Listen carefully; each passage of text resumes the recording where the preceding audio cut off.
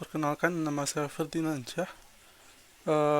Dengan NIM itu bisa dilihat NIM-nya 1910942023. Sekarang kita akan membahas tentang konsep arus kas atau bisa disebut dalam bahasa Inggris yaitu cash flow. Oke, next. Cash flow ini terbagi menjadi tiga.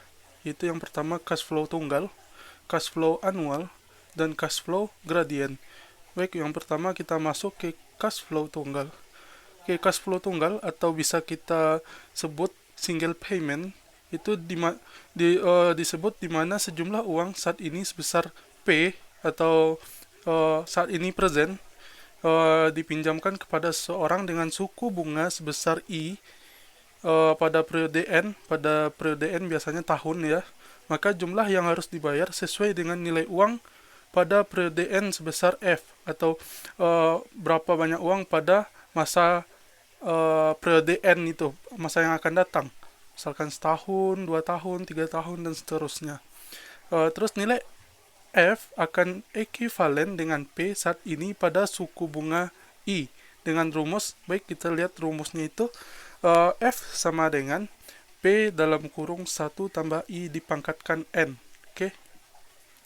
Atau ini cuman penulisan singkatan biar kita lebih mudah memahaminya, itu F sama dengan P dalam kurung F per P I N. Terus jika kita balik, masalahnya kita balik, yang ditanya berapa uang pada saat sekarang,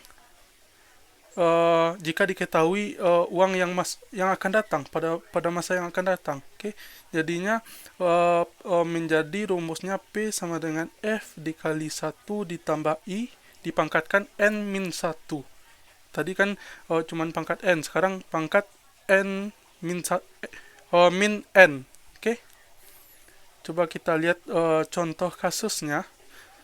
Seorang pedagang menginginkan uang 4 tahun mendatang sebesar 30 juta rupiah guna membiayai usahanya. Berapa uang yang harus disetor pedagang itu sekarang ke bank jika diketahui rate of interest sebesar 15% atau bisa kita sebut I-nya 15% per tahun. Jadi diketahui tadi uang yang pada 4 tahun akan datang berarti feature ya, berarti F itu sama dengan 30 juta rupiah, terus I-nya 15% per tahun, dan N kecil, ini salah ya penulisannya, N kecil itu sama dengan 4 tahun. Terus yang ditanya berapa P atau uang yang disetor pada saat sekarang. Oke, coba kita lihat penyelesaiannya. Ini ada saya bagi beberapa langkah. Yang pertama, boleh kita membuat grafik cash flow, bisa dilihat grafiknya. Terus untuk langkah kedua ini tidak terlalu penting, karena langkah kedua ini bisa kita cari menggunakan kalkulator, karena kita tahu rumusnya tadi, rumus si P tadi sama dengan F dalam kurung 1 tambah I pangkat min N. Karena yang langkah 2 itu adalah 1 ditambah I pangkat min N, itu adalah langkah kedua tadi. Oke. Langkah kedua tadi adalah itu, berarti langkah kedua ini boleh kita lewati kalau kita tahu konsepnya. Jadi tidak perlu kita menghafal definisi. Terus langkah ketiga baru kita mencari menggunakan rumus tadi. Berarti P sama dengan F dikali faktor pengali tadi, yaitu 1 tambah I dipangkatkan N min 1. Oke. Berarti P sama dengan 30 juta dikali dengan 0,5718, sehingga P uang pada saat sekarang yang harus disetor itu adalah 17.154.000 rupiah. Jadi begitu untuk mencari cash flow-nya. Terus kita membahas tentang cash flow annual.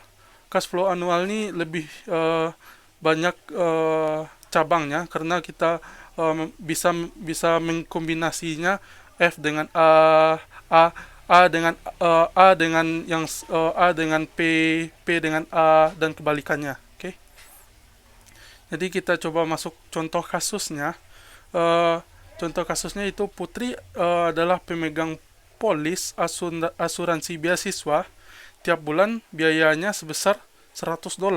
selama 13 tahun. Berapa seharusnya uang yang Putri terima jika bunganya sebesar 20% per tahun?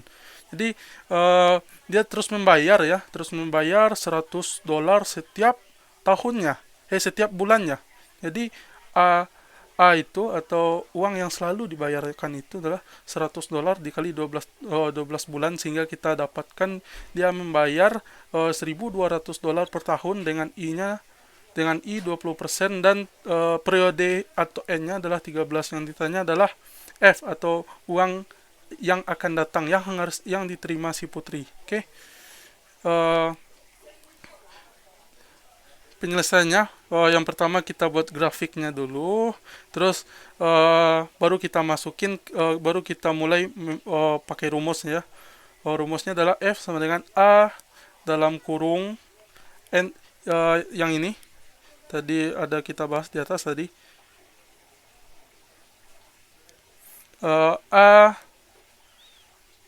oke, yang itu ya bisa dilihat, sehingga nanti hasilnya adalah 58.196 dolar 40 sen ya. Oke.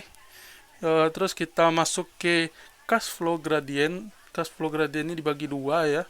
Yang pertama, cash flow gradient aritmatika jika peningkatannya dalam jumlah uang yang sama setiap periodenya. Peningkatannya linear, berarti misalkan 100.000, terus naik lagi 100.000 berarti 200.000, terus naik lagi 100.000 berarti 300.000, sehingga simbol yang biasa digunakan yaitu G besar ya. Terus untuk geometri, ini definisinya yaitu jika peningkatan arus uangnya proporsional dengan jumlah uang periode sebelumnya, di mana hasil peningkatannya tidak dalam jumlah yang sama, tetapi semakin lama semakin besar dan merupakan fungsi pertumbuhan, sehingga simbolnya itu yaitu G kecil. Yang tadi aritmatika G besar, yang geometri G kecil. Baik, kita coba lihat grafiknya. Nah, untuk yang G besar atau yang aritmatika gradient itu biasanya grafiknya linear ya, grafiknya lurus. Tapi untuk yang cash flow geometri, grafiknya itu seperti grafik persamaan kuadrat, agak melengkung gitu. Oke, baik, kita coba lihat contohnya. Yang pertama, aritmatika gradient, cash flow aritmatika gradient. Yang pertama, biaya pemeliharaan mesin menurun sesuai dengan tabel berikut. Dengan I-nya 6%, berapa biaya maintain cost yang seragam per tahunnya. Jadi langsung tadi udah ada rumusnya, jadi langsung kita pakai rumusnya. Itu A sama dengan A dikurang G dalam kurung AG dengan 6% dan dengan periode 4 tahun gitu. Jadi A-nya sama dengan 15.438 dolar gitu. Berarti sekarang kita coba lihat ke geometri gradiennya, cash flow geometri gradient.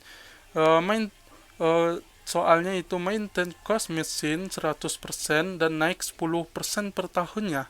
Berapa dana yang sekarang harus disiapkan bila I-nya 6% selama 5 tahun? Kita boleh menggunakan cara manual. Cara manual ini kita rentet satu persatu dari tahun pertama, tahun ketiga, tahun keempat, tahun kelima, dan sampai tahun kelima ya.